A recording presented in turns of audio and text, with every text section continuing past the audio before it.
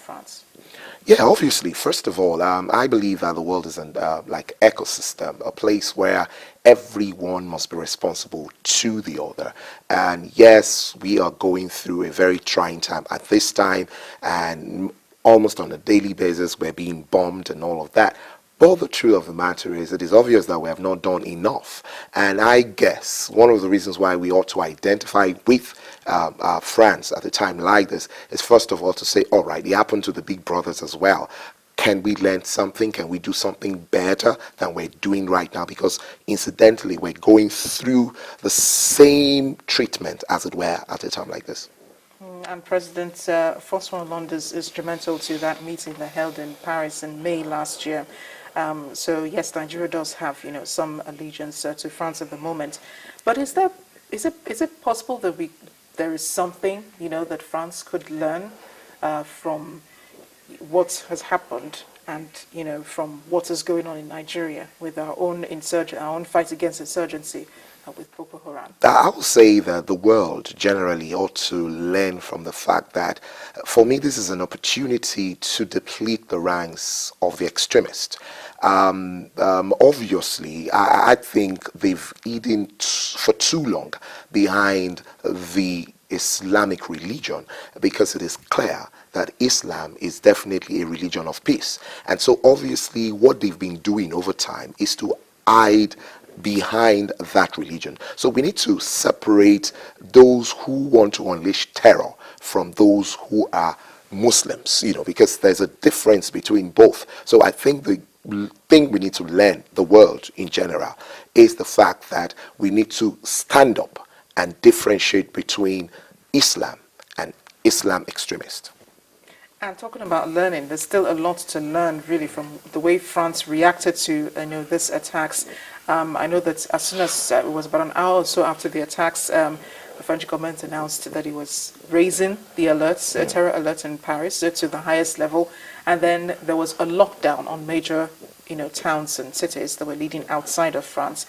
There must be something, that we can take away from this as a country. I would have been surprised if he were, if it was short. It was not. If the preparation or what they did was short of what happened. Because the truth of the matter is, they're a prepared country. They're people who understand security.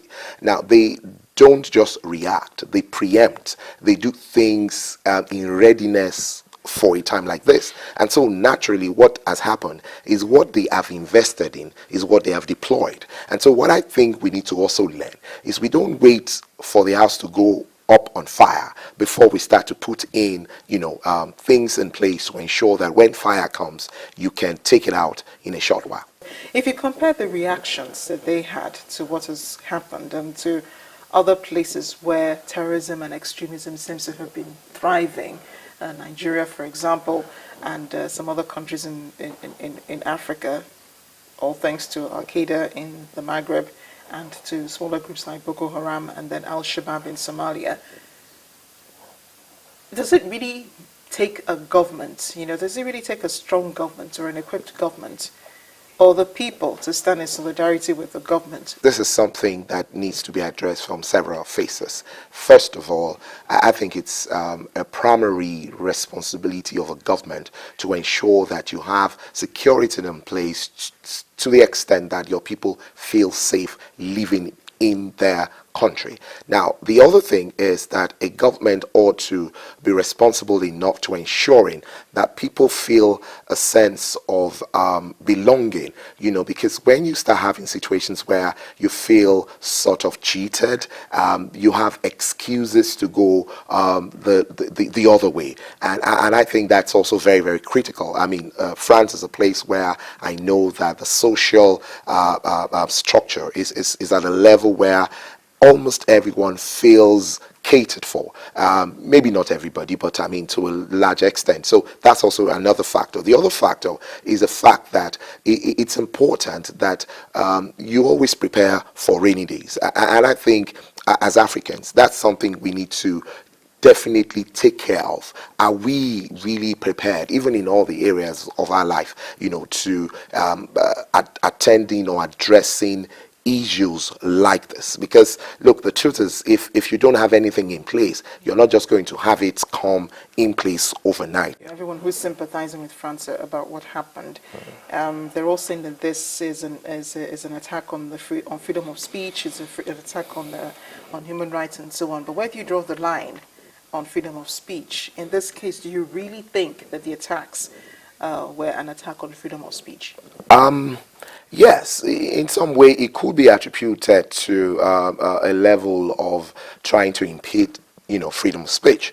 But I also believe that whoever is in communication ought to be responsible. In other words, you have to have sufficient information so that you can inform people. So if you are dealing with a people or with a community, you need to have information on those people. For instance, if I need to deal with you as a person, it would be nice for me to have at least a little information about you. So when I am extending greetings to you or I am relating to you, it would put me in a better stead if I have some little information about you, and maybe our relationship will gel better. But if you don't think it's important that you take or elicit information from the other person before you start dealing with the person, then I think it's something that all of us, is a food for thought for every one of us. Is it surprising to you that this is not the first time we've had this sort of attack where a cartoon was made or something was said against either the Prophet Muhammad, or basically the Prophet Muhammad? Remember the Danish cartoon? Are these cartoons really offensive in the sense of the word?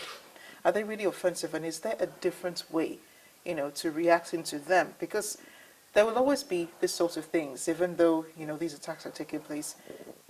There will be another one in the near future, because France is just like that.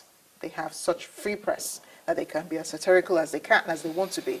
So, is it possible that those in these communities can develop a better way to help, people in the West understand better I the think, religion of Islam? Do you think the cartoon was offensive?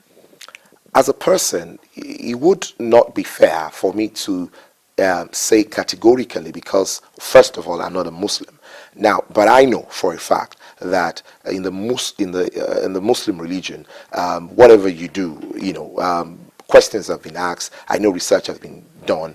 It is not offensive. But I say again, the people have continued to use this as a cover. Anytime something seems like it's tilting towards that end, some people, because they will ordinarily unleash terror, whether this or not, would take advantage of that mistake or slip. And that's something we need to take care of. We need to ensure that we differentiate it. We're able to draw the line and ensure that the world is at the point where we fully understand both sides. Because the problem is, over time, the terrorists have found out that there's an opening, there's an opportunity to hide behind this kind of things, and they've continued to hide. And I think it's time. I think it's an opportunity for the world to take away that covering, and so that we can have a better life, really, because we'll always deal with ourselves, because we're meant to be here all together. The other side of this whole scenario that has happened is that people will tend to be a bit more hostile to Muslims because they feel that all Muslims are alike. They are violent, they're so on, even though, those who know better know that that is not true. But how could the rest of the world help Muslims feel a little safer than they already are? For me, that's the most important part of this discourse. We all own this world. It's our world. And if we do not understand that enough, then we will never have a good world. We'll always have, we'll have created that escape, haven for this kind of people to always run into. And so we need to understand that whatever religion, you want to, or you choose to operate in, that does not stop our relationship, because the way the world is structured, I can never have everything. You can never have everything. We'll always have to deal with ourselves. So whatever the line or the divide, we need to take it away so that we can live more harmoniously. And that's one thing I love the most about what has happened, because I've seen sympathizers from across the world, come on and stand against this. And I think that is something we need to encourage, we need to establish, so that it will be clearer and they will understand that they need to employ other means. Because the reason why religion is very delicate, it's very sensitive. People react to it terror has come from several ways. The reason why is this grievous, the effect is this negative on the world, is because now they have chosen to hide behind religion. Let's take it away from them. Let them go and use something else. They're terrorists. They'll always have agendas, but they should not use religion. Let's take that away from them. A unity rally has been held in France. Yeah. You think this situation has helped the country, will make the country stronger? Because they're also having leaders from 40 leaders from around the world who are present at that rally. Thousands are in Paris and so on. You think this will really make France stronger? Because I know France to be the most, liberal societies I've ever known. It's called the city of light. Because they don't discriminate against blacks, which is very surprising, considering, the whole history and so on. But then again, you think this would really make France a lot stronger? Absolutely, absolutely. The way to go is not to resit, to go back into your shells.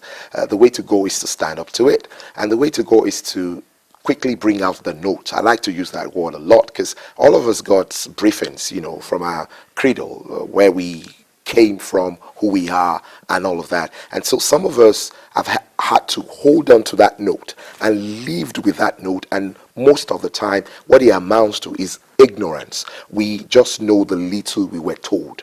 It is important to bring out your note, I bring out my note, and the world keep sharing notes and standing, because at the end of the day, we will have to continue to deal with ourselves anyway. So why not understand the other person and you understand me, so that the world can be a better place? Acts of terrorism are condemned around the world, including Nigeria. But to extinguish groups perpetrating these acts will take collective effort. And collective effort begins with preparing to stop another attack before it happens. Our thoughts and prayers are with those who've lost loved ones to these acts of terrorism around the world, especially here. We hope that one day we can speak about them in the past. That's Diplomatic Channel this week. Tell us what you think using any of our platforms on Facebook, on Twitter, or if you prefer, send us a mail. The addresses are on your screen. I am Amarachi Obani. Thanks for watching.